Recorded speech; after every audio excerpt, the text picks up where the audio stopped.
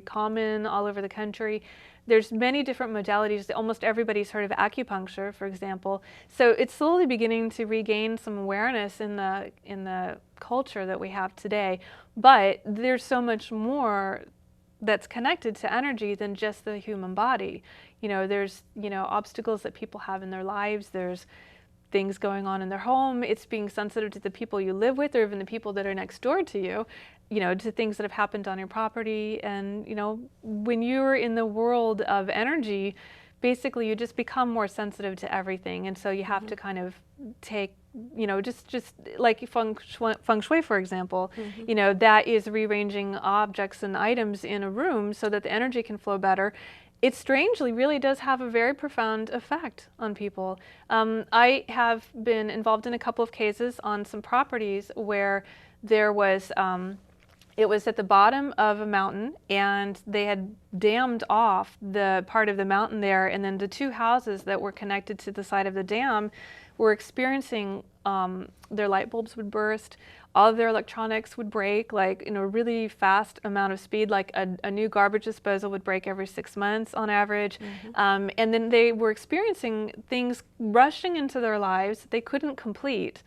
And it was just building and building and building. I mean, energy had been dammed on the property. It was all like getting caught. The developers had built a fake pond, an artificial lake, to raise the property value and to create a view. And energetically, it was stuffing up people's lives that were connected to the dam. And then the house that was below the dam was completely drained of all of their energy all the time. The woman that lived there felt exhausted and weak, but when she left her house, she was perfectly fine again.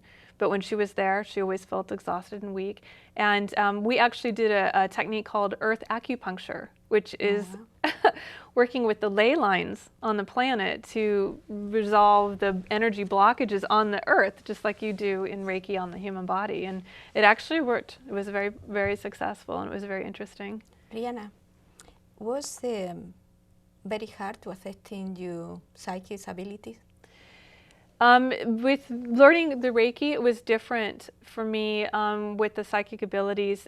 The biggest obstacle that I had, of course, was taking on everything that was going on with the client that was on the table. That was a very challenging thing to have to learn how to do. I mean, for you, accepting that you had your own psychic abilities and develop was hard for you? It actually was. When I was growing up, I've had psychic experiences my whole life. And then when I was a teenager, a young teenager, we actually had a poltergeist event in our house, which is why I'm so, What happened?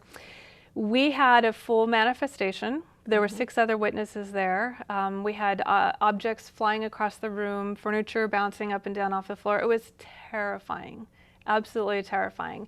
And if I didn't have 6 other witnesses there, I would have checked myself into an institution. I thought I had gone crazy, but these things were happening, and it was really, really terrifying.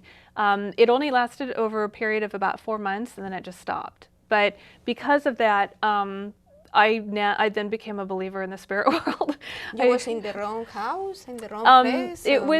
It was the house that we were in. What we think is that there was a lot of limestone that was in the ground underneath it, and it just sort of acted as a conductor.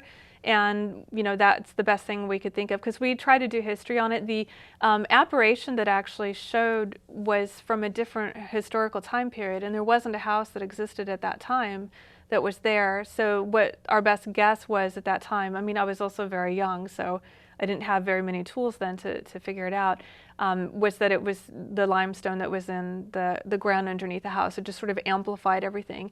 So now that you say about the limestone, so you think that will be more propense the people that is living in the place where it's more like iron in the earth, surrounding about this kind of energy to be more psychic?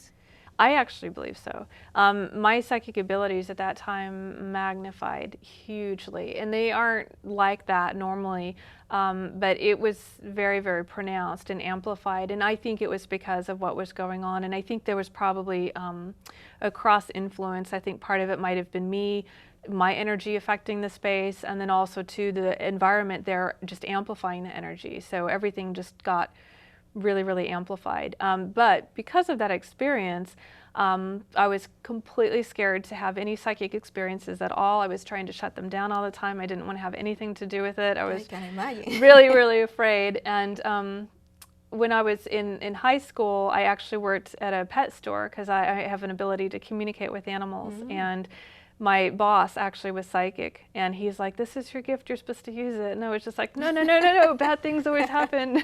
I'm scared to open that. But when it came to the point where I was getting my first Reiki attunement, I had a lot of ghosts show up in my house right before the attunement.